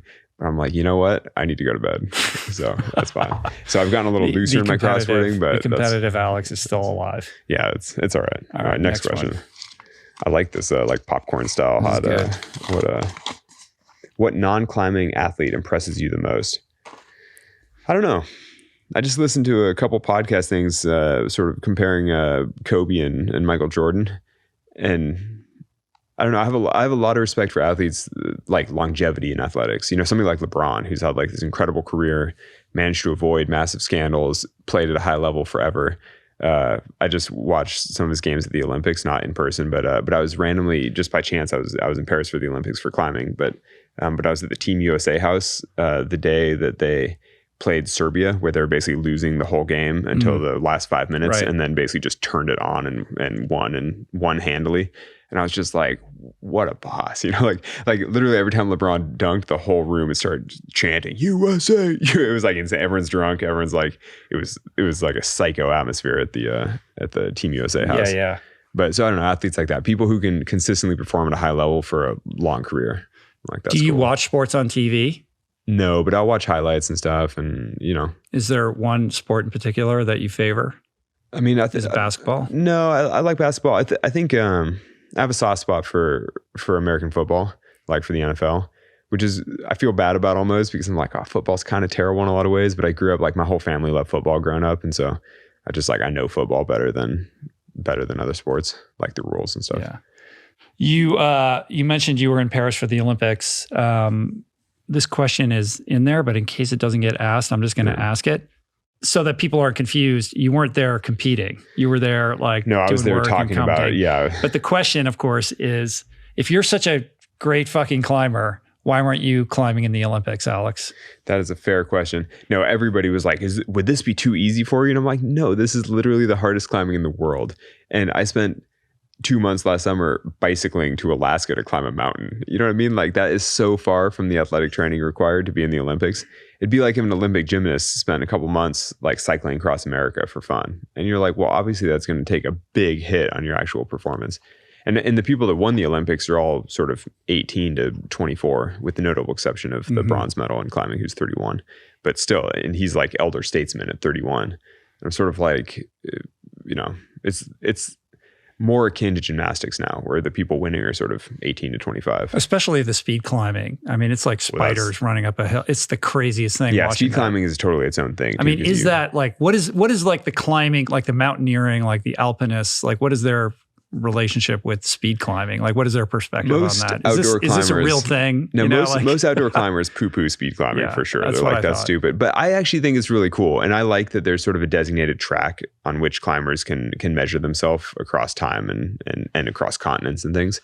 I don't know. I mean, on my podcast, Climbing Gold, we interviewed all the American speed climbers, and I learned a lot more about it. And I was like, I'm actually pretty into speed climbing. Like in some ways, it's the most egalitarian version of climbing. Because like weirdly, like Indonesia won the gold medal. It's like one of their only gold medals ever. It's like a big deal for them.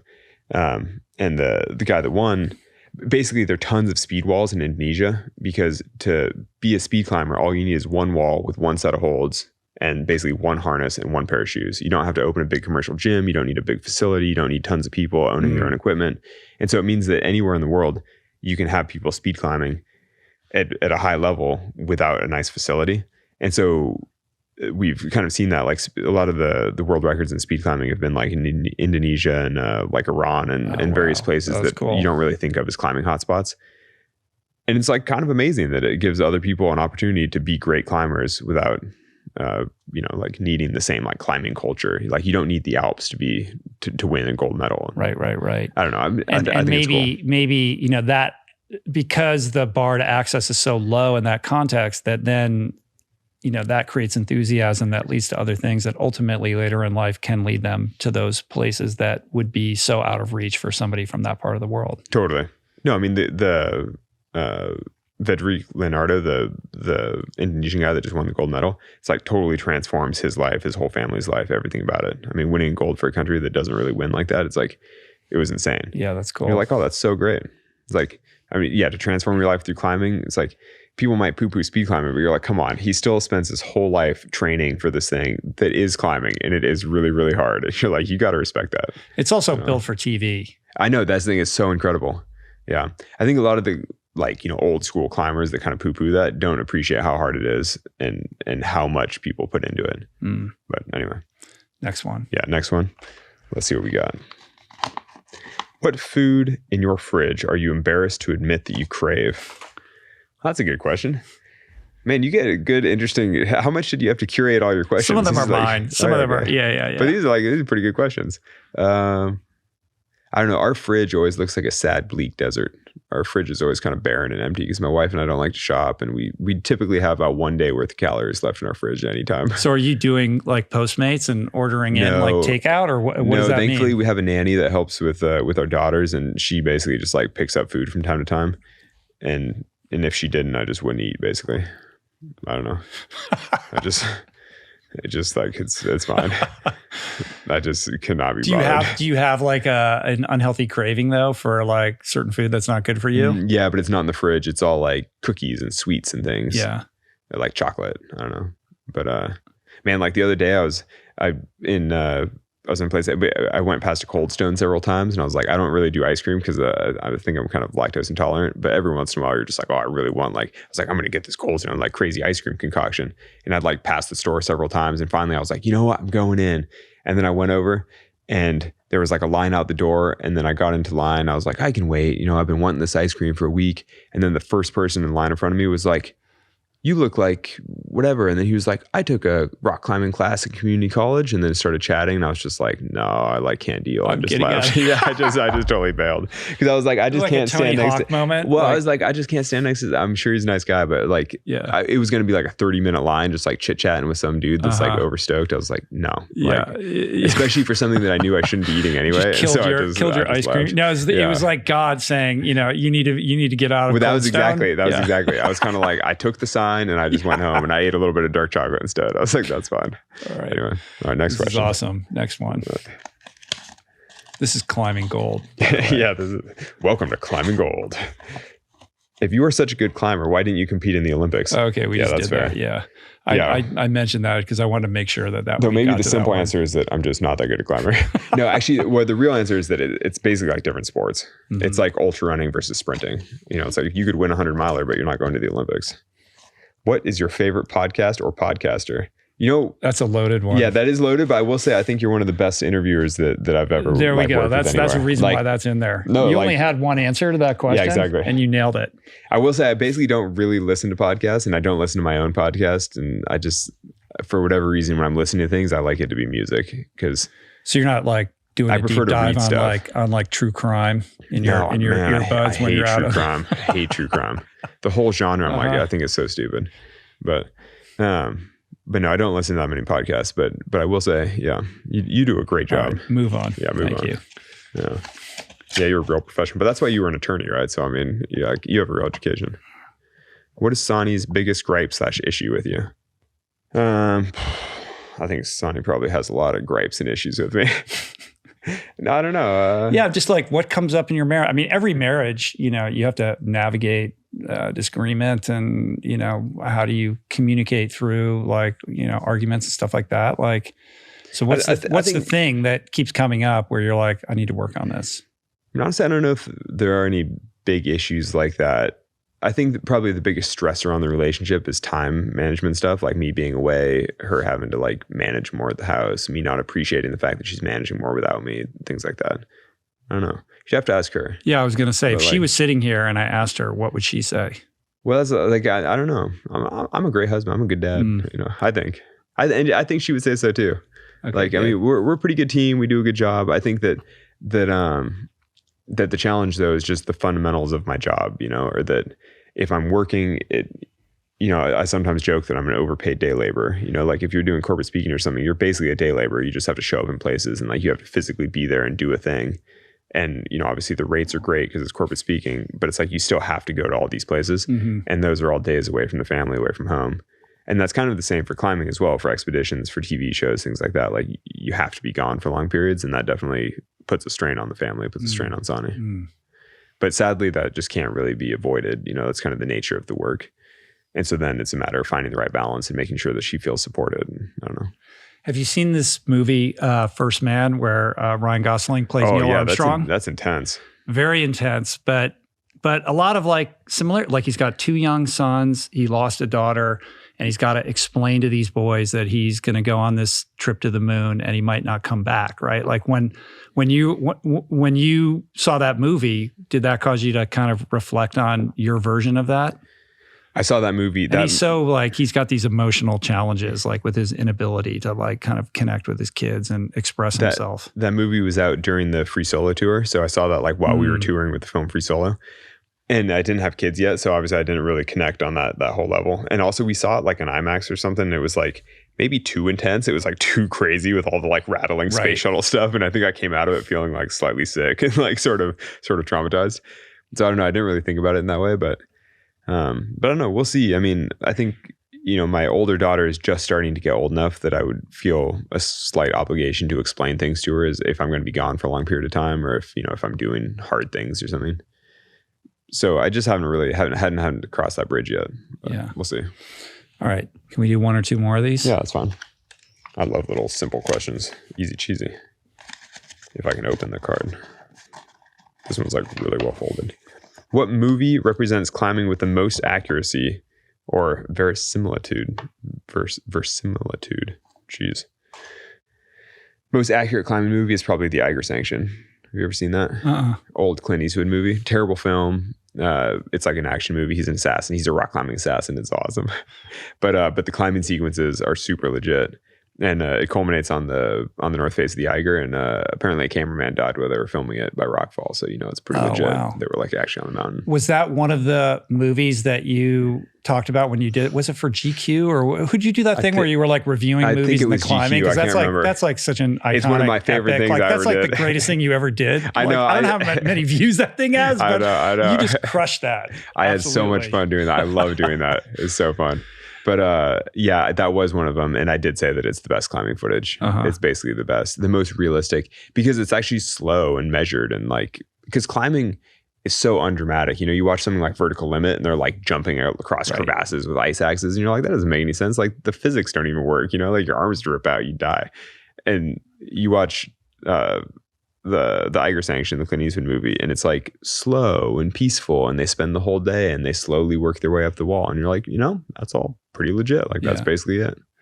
You had words around like Stallone and Cruise and like all these kind of, have you ever like met any of those guys? Has this ever come up? Like, have you ever crossed paths with any of those people? I haven't met those guys, but I met a handful of folks on the Free Solo tour. Like I randomly met Antonio Banderas, and he made the Zorro movies. And like when he met me, he told me this whole charming anecdote about, one time when I was shooting Zorro 2 or something, I did this like fencing scene like on a post above a big gap. And he's like, and I shot the whole scene and then realized that I hadn't clipped into the safety line. He was like, it was just like free soloing. And, I was like, yeah, it's just like free soloing, like that's cool.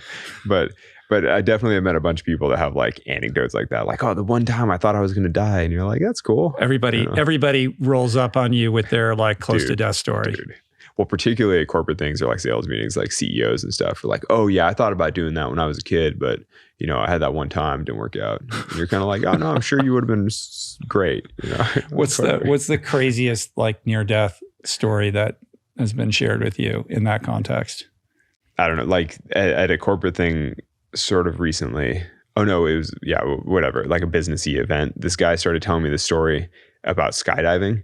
And I thought it was going to be like a close call skydiving story. And I was like, oh, wow, this is crazy. And then it culminated in like, and then I hit the ground and broke both my legs and punctured my lung and blah, blah, blah.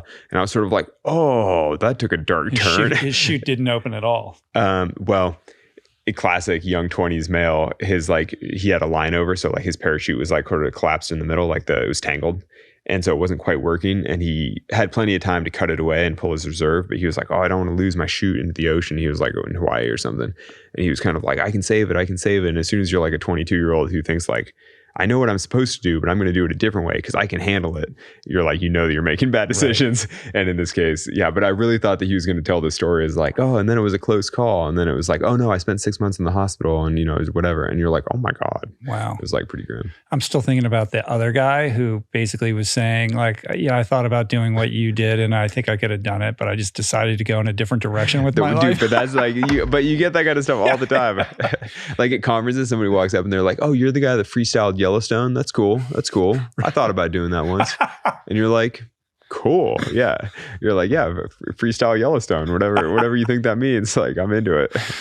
That's right. So good. A couple more crumpled things? Yeah, let's do one or two. Are you in a hurry? No, I'm not in a hurry. I'll do two more. What do we got? What is one guilty pleasure you indulge in that people might find surprising?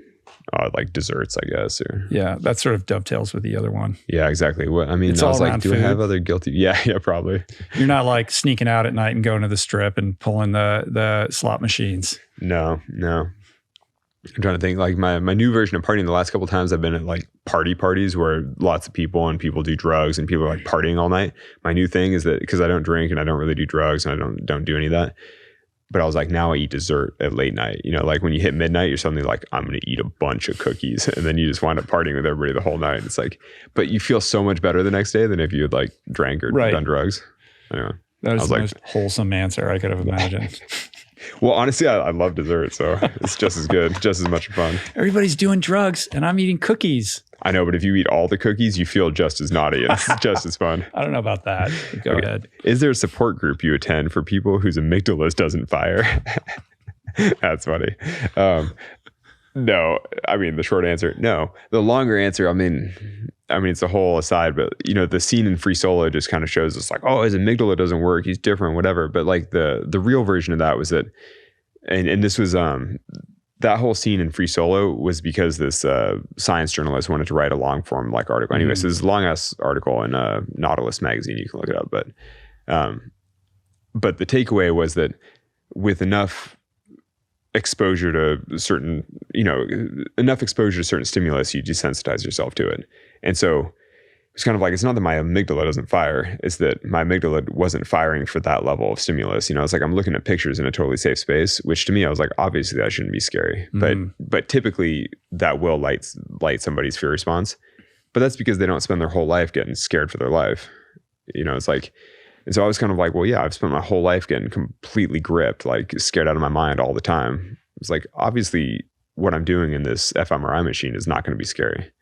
And so I don't know. I think people see the little short version in the film. They're like, oh, no amygdala? Like, right. He's a freak. There's something wrong with your brain or there's some kind of like spectrum-y kind of aspect about your personality. But actually, I think that really, though, that's people sort of projecting their own thing, because people always like to see someone doing something outlandish or different. And they're like, well, that must be because they're just fundamentally different. And then I think it excuses them from having to think of the fact that they could do that too if they worked hard at it for a really long time. Mm-hmm. Because like, it's a convenient out. Oh, he can do it because his brain is different. Yeah, exactly. Yeah. And I'm kind of like, no, I can do it because I've spent 29 years spending 5 days a week training at that thing, consistently trying things that are hard for me and like literally pushing hard my whole life. Mm-hmm. And you're like, I don't think you can discredit that with like, oh, its brain's different. You're like, no, come on. Right. The analogy would be like if you put, like somebody who's been addicted to heroin for 2 decades, like their hormones aren't going to fire like a normal person because they're so used to like supercharging them with drugs or whatever. Right. So they basically train themselves to need, an extreme amount of whatever in order to like feel something in the same way that you're putting yourself in risky situations. And so your relationship with fear has changed as a result of those experiences. So you're not lighting up your brain in the same way. But I would argue that I have a healthier relationship with fear as a result, because, if you're in the fMRI machine and the battery of tests they were using, you look at this selection of images that everybody looks at. It's like a standardized test. And the images are just black and white cue cards that just like pop up in front of you. And you're laying there totally safe inside this machine, surrounded by scientists, it's all chill. Like, why would that be scary? But for the average human, by seeing certain images, it just triggers, like your brain just lights up certain ways. But I would argue that's kind of silly, because you shouldn't trigger a fear response unless you're actually in danger. And I think that, with many years of climbing in dangerous places, I've sort of conditioned myself to only light up to fear when I'm actually in danger. Actually, I say that, but that's not even true, because I get scared all the time when I probably shouldn't. Because climbing is just scary. Climbing is like, even when you have a rope on and you're climbing and it's all safe, there are still times where you're like, oh, this is kind of scary. Oh, it's insane. And even in watching this documentary, I mean, you guys are like, there's you're 100, there's 100 feet of rope, right? So you're looking at like 200 feet if you fall. Like there's crazy gaps there. Totally. So it's not safe at all. Like, sometimes it is. And sometimes though, even when you are safe, it's still just scary. You can be like a couple feet above your last piece of gear. So you're only looking at a few foot fall. It's totally fine. It's safe. The rope will catch you. And you're still like, oh, I don't want to fall. Like, this is a scary position. So even with a lot of experience, like climbing is fundamentally scary. But I think that does desensitize you to all these other fears in life, where, it's like being late for your flight is just not scary anymore compared to, thinking about death. What about when you go to like a horror movie? Like if you go to a really scary movie, does that... I hate horror. I never intentionally watch. Yeah. But partially because... But that idea of like, you're not really at peril. Right. But there's some stimuli that's trying to tell you. Well, that's the thing that I don't like about it is like, so one, if there's like jump cut type things, like when it moves really fast and then all of a sudden it shrieks or something, like you should startle from that. Like you're supposed to startle from that, because otherwise, like terrible things will happen to you in nature. And so I'm kind of like, you don't want to totally suppress those types of reactions. Like if something suddenly flashes into the vision and like makes a loud noise, like you should be startled by that. And so I don't like it if a movie sort of takes advantage of that kind of thing. And then the other end of the horror spectrum is just like things that make you deeply uncomfortable, where you're like, oh, someone's being tortured, or it's like gore or whatever. And I'm kind of like, I don't like that. Like I don't need that. Yeah. I don't know. Yeah. I never watch horror. I think the whole genre is totally stupid. Basically, there's enough scary stuff in life. Like, why do you need to scare yourself on your own sofa? It's like just go do something that's actually scary. All right. Last one. Okay, last one. Unless it's terrible. Okay. Yeah, unless it's not a good one. Unless this one's stupid, then we're... Yeah. If you had to redo your life with the same dedication to a pursuit other than climbing, what would that be? This is a great question. That was from an audience member. Oh, yeah? Man, it's hard to imagine caring about something as much as I've cared about climbing my whole life. Yeah, it's asking you to care about something that you don't care about, or to not care about the thing that is like kind of the only thing you really care about. I mean, in a way, I wish I had cared about something that's more fundamentally useful. Because like if I had cared about physics as much as I care about climbing, like maybe I could have made some real contributions to human knowledge or something like that. Or I don't know. Or I studied engineering briefly before I dropped out of school. It's like if I'd been really into engineering of some kind, and like invented cool new things, like really, I don't know. The problem with the question is it's asking you to want something that you don't actually want. You know what I mean? So it's hard to inhabit that and figure out what it's asking you, what do you think would have been the most useful thing to want? But I'm like, I don't know. I mean, or like medicine. Like imagine if I could have cured cancer and been like really into like cell biology or something, like gone deep into like, how do you save healthy cells, or I don't know. But you have the foundation and you have this, passion for the environment, and you're, it seems like you have a lot of, maybe climbing aside, you still would have done that, and you still have the opportunity to do that. So they're not mutually exclusive. Yeah. I think it's an interesting idea. Like, cause I often think like in a different life, like if I hadn't found climbing, like if I hadn't gone to a climbing gym, like would I have just led a totally normal life as an engineer in a cubicle, just whatever? Or would you just get totally into some other path and like go hard and like push hard? I don't know. But I think I'm really lucky that I found something that I love as much as climbing, that I've been willing to try that hard. It's a gift. It's a curse too. I think it's a gift. I mean, honestly, I think that's another one of my random thoughts about parenting is like the real goal of parenting is help your child find the one thing that they're like into that much. Yeah. But, and you can't, that's not something you can impose upon them or force. All you can do is expose them to tons of stuff and encourage them and figure out what they gravitate towards, and then encourage them rush in to support that.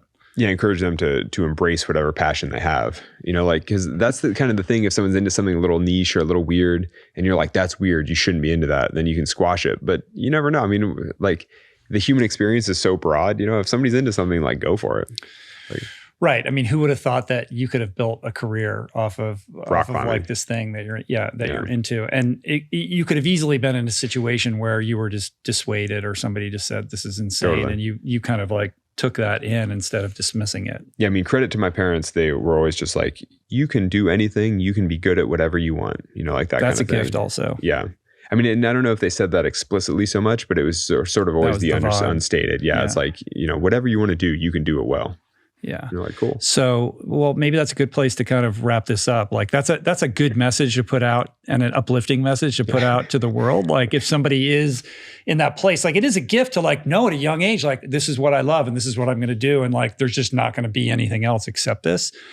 Most people don't have that. Like they're bouncing around like, yeah, I kind of like what I do, but I haven't found that thing. Though to be fair, that makes it sound like I always knew that climbing was my calling. But realistically, I thought I was going to college. I went to college. I didn't love it.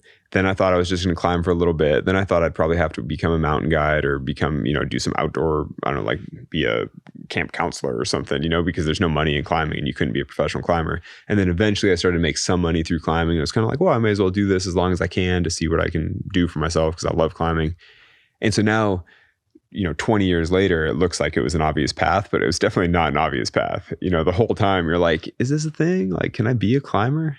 And I think that's where having the real passion for it, I think, has helped to sustain that for so long.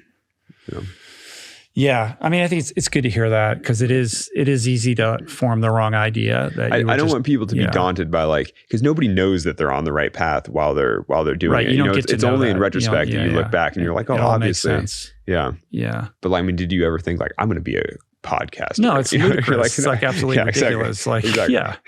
Like, you don't get to see when you were where the path law leads. school. And I think that's a big impediment to people kind of taking that first step, because as human beings, our brains, like we want to know, like, well, if I decide I want to do this, like, where is it going to lead me? Where is it going to go? And it's like, you don't get to have that. But that's what I think was the gift for me with climbing, is that I love taking each step as a climber. Like I don't know where the path is going. I don't know anything about the path. But every day I'm like, I love going climbing. And so the destination doesn't matter. Yeah. And then years later, you're just like, I've been walking down this path of climbing forever. And it's great. Yeah. And you're going to keep walking it. Hopefully. Yeah. Doing my best. 39 now? 39. That's the other thing. Like couldn't it be like a non-athletic thing that was the thing, so that you could do it at your peak for like, it's like you have the ticking clock of like age, that also. Yeah. Is it I wonder with anything athletic? We'll see, but I wouldn't be surprised if by the time I'm 50-ish, if I might have just slightly less passion for climbing. If I've just been going hard at one thing for, 40 years at that point, I might be like, maybe I'll chill a little bit. Because I have tried really hard for a long time. You have. I think you've earned a little chill time. Yeah, I mean, that's the thing is no one's gonna blanket that. I want to climb my whole life, but at some point I do just want to do crossword puzzles all day and just eat cookies and just chill. You could do that now if you want. I know, but I'm not ready yet. Yeah. All right, man. This was great. Thanks so much. I appreciate it. To be continued, hopefully. Next time you have something you want to share. In the meantime, The Devil's Climb, premiering on Nat Geo October 17th. And I think then right after that, I think it's going to like streaming. Hulu or streaming. Yeah, so the Disney Plus the day after. Yeah, all that kind of stuff. So check it out. It's great. I loved watching it. I love the relationship that you have with Tommy. And he's the man. It's so much more than just like a climbing movie. Like there's a lot in there for people that, I won't spoil, but everybody should check it out. No, and it's so beautiful. It's like, it's such an incredible. Insane.